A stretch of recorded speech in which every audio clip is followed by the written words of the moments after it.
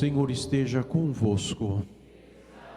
De nós. Proclamação do Evangelho de Jesus Cristo segundo Mateus.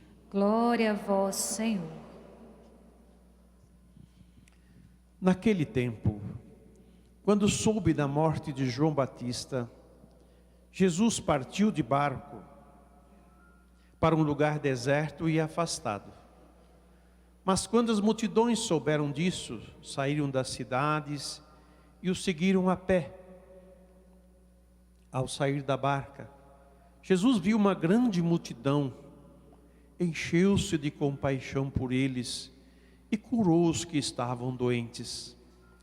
Ao entardecer, os discípulos aproximaram-se de Jesus e disseram: este lugar é deserto e a hora já está adiantada. Despede as multidões para que possam ir aos povoados comprar comida.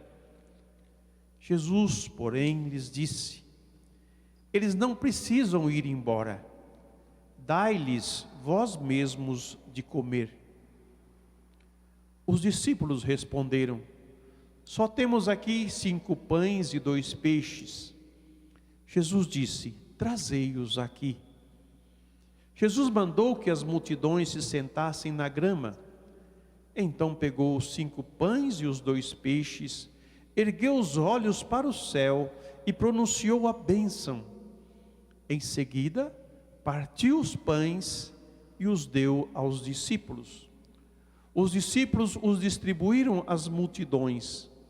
Todos comeram e ficaram satisfeitos. E dos pedaços que sobraram, recolheram ainda 12 cestos cheios. E os que haviam comido eram mais ou menos 5.000 homens, sem contar mulheres e crianças. Palavra da salvação. Glória a vós, Senhor. Exultai no Senhor, nossa força, exultai no Senhor. Exultai no Senhor, nossa força, exultai no Senhor.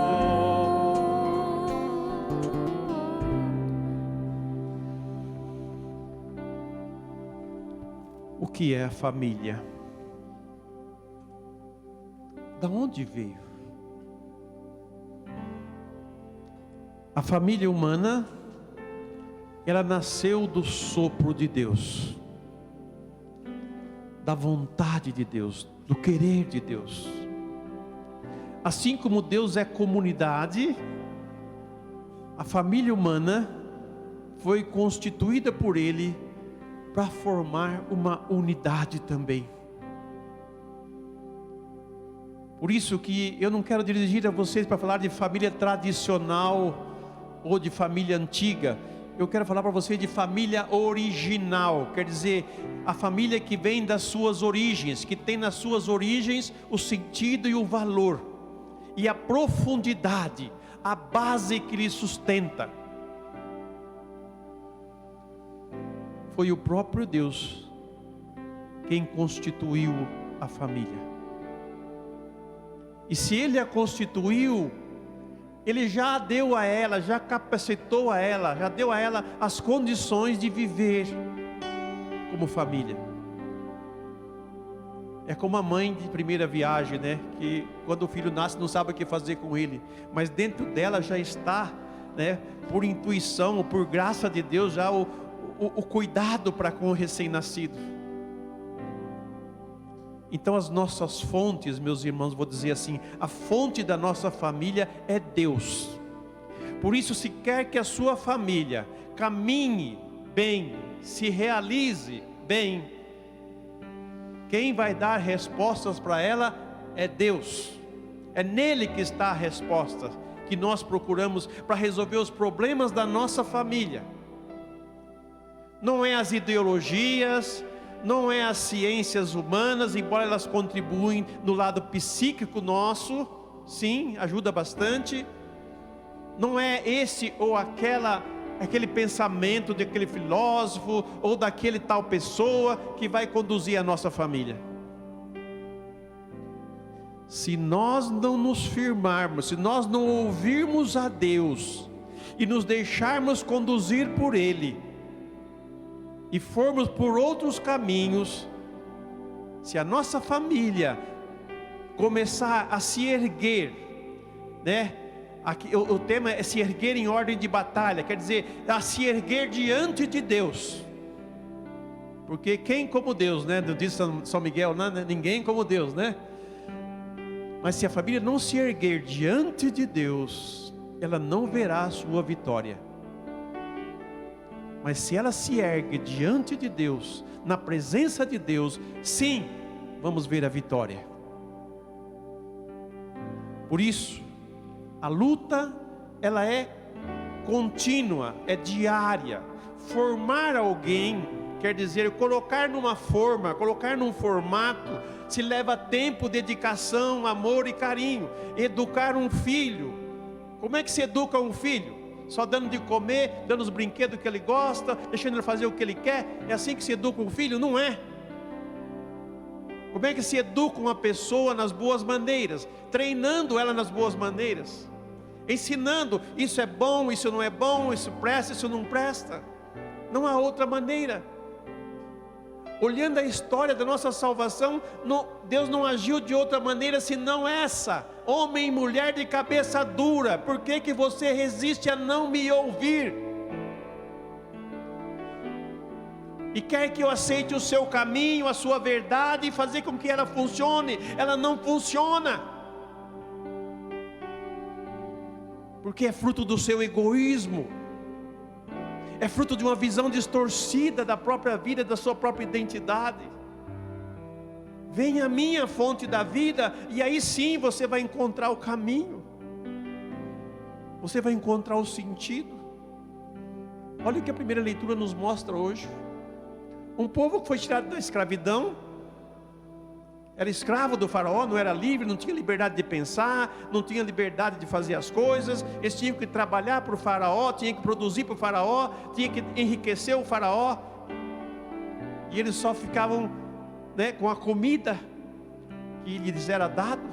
E agora que Deus tira eles dessa situação e põe eles numa outra situação, e sobretudo Ele põe eles à prova, quer dizer, eu quero ver se esse povo mesmo acredita em mim ou não. Deus deixou chegar quase no extremo da necessidade de comida, quando o povo gritou, né, não temos comida. Mas Deus sabia muito bem o que fazer, e providenciou comida para eles. Deu carne, deu codorna, deu maná. Mas chegou um momento que eles estavam enjoados disso também já. Começaram a reclamar também. Já estamos enfastiados de comer esse pão. Pediu, deu, reclamou. Quantas vezes nós reclamamos da comida da nossa mãe, hein?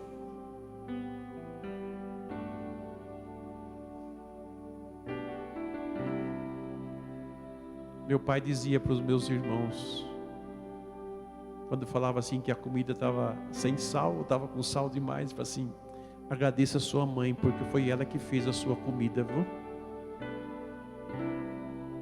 São boas maneiras que nós precisamos começar a treinar as boas maneiras, a não olhar para a nossa família com raiva, com ódio,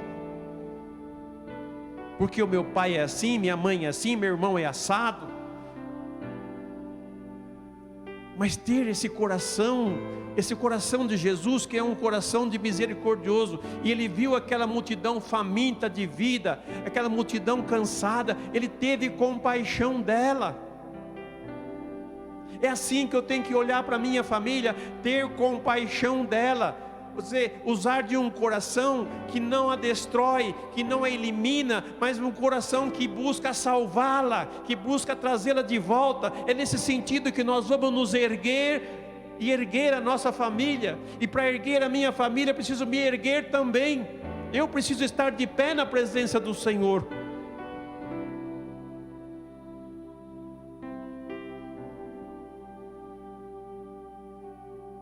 Às vezes parece impossível, como o Evangelho.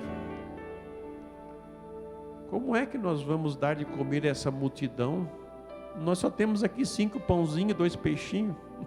O que é isso para uma multidão dessa?